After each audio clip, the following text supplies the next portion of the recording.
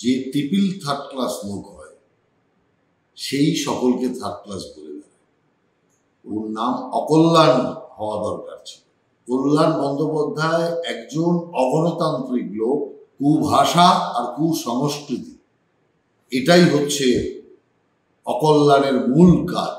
দেখুন, সত্যকে আড়াল করার জন্য পুলিশ প্রশাসন মরিয়া হয়ে কাজ করছে এবং পুলিশের ওপরতলার একদল অফিসার যারা তৃণমূল কংগ্রেসের দলদাসে পরিণত হয়েছে এবং তারা তৃণমূল কংগ্রেসেরই নেতার মতো আচরণ করছে, যে কারণে গতকাল বিজেপির ওপর হামলা হয়েছে।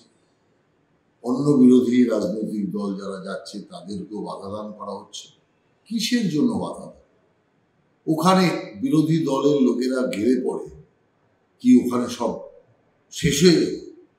সত্যকে জানা যাতে না যায়, সত্যকে আড়াল করার চেষ্টা করছে। মানুষ যাতে তাদের মনের কথা, দুঃখের কথা, অব্যবস্থার কথা বলতে না পারে, তার জন্য এই সুকৌশলে বিরোধী দলকে আটকাও, বিরোধী দল যাতে মানুষের কাছে পৌঁছতে না পারে।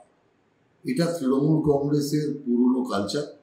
সেই কালচারটাকে ওরা কাজে লাগাচ্ছে। আমরা ধিক্কার জানাচ্ছি যে জনসাধারণের কাছে জনপ্রতিনিধিদের পৌঁছতে বাধা, এটা কোনোভাবেই গণতান্ত্রিক ব্যবস্থা নয়। আজ সংসদ থেকে কল্যাণ বন্দ্যোপাধ্যায় বলছেন যে শিবরাজ সিং চৌহান একজন থার্ড ক্লাস লোক। কি বলবেন? যে ট্রিপল থার্ড ক্লাস লোক হয় সেই সকলকে থার্ড ক্লাস বলে দেয়। ওর নামটা বাড়ির লোকেরা ভুল দিয়েছে। ওর নাম অকল্যাণ হওয়া দরকার ছিল, কারণ আজ পর্যন্ত তো ওর দ্বারা কারো কল্যাণ হয়নি, সমাজের কল্যাণ হয়নি।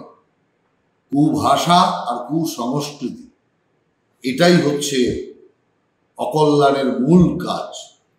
অতএব আমি মনে করি যে সংসদীয় রীতিনীতি জানে না, যে ভাষাবোধ জানে না, সেই ব্যক্তির মুখে এই জাতীয় কথা মানায়, ভদ্র ভাষা মানায়।